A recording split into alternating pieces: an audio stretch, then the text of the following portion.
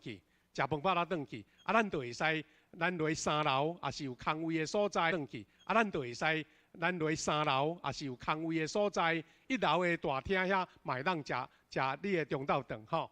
啊，第三吼，啊，真重要的报告啊吼，就是咱的主日学小朋友，注意看哦，主日学小朋友哈，等一下你们没有麦当劳，你们没有便当可以吃，你们要去吃麦当劳，好不好？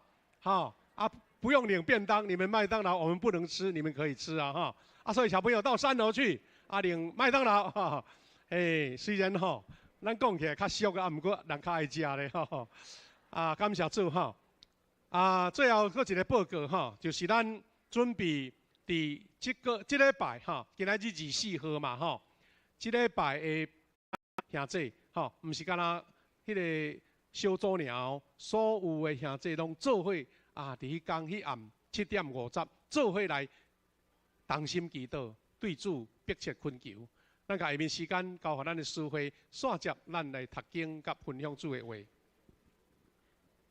讲受上帝的话，这礼拜圣经记载伫路加福音第1章67到71节，这是由我来读。约翰的老爸撒加利亚互信心充满，有言讲，着称赞主以色列的上帝，因为伊有看顾，佮救赎伊的子民，伊对伊的福临大必的家。那咱设立有一个有大气力的拯救者，才会伫古早通过伊信先知的嘴应允讲，伊要拯救咱脱离咱的对敌，脱离一切怨恨咱的人的手。约翰的父亲撒加利亚被圣灵充满，就传达上帝的信息说：让我们歌颂主以色列的上帝，他眷顾他的子民，释放了他们。他从他的仆人大卫家中为我们兴起了一位全能的救主。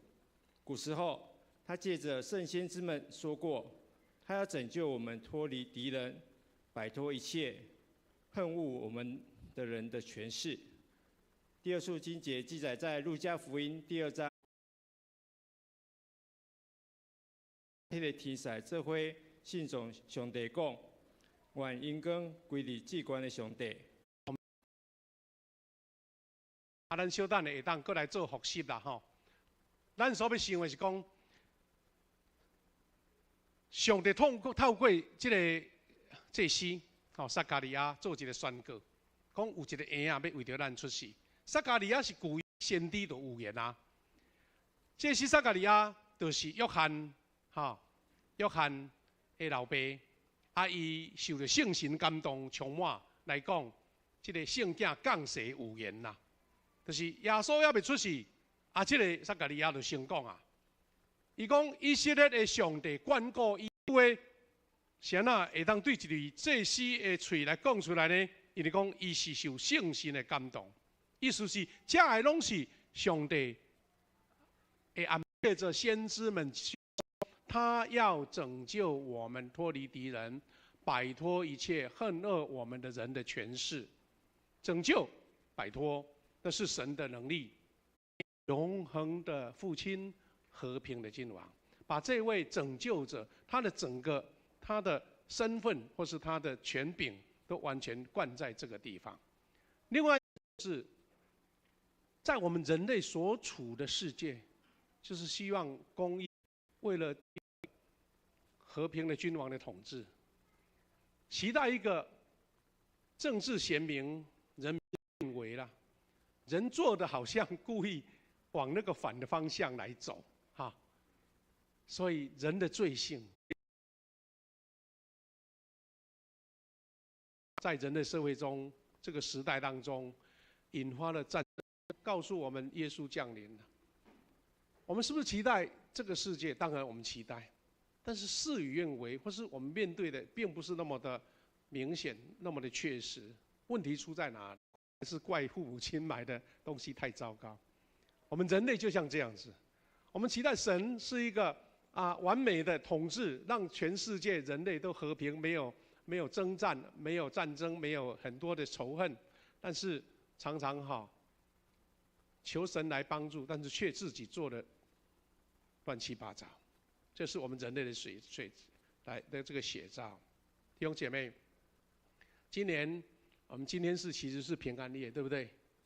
但是呢，在耶稣诞生的地方，耶稣诞生里对啊什么3个字？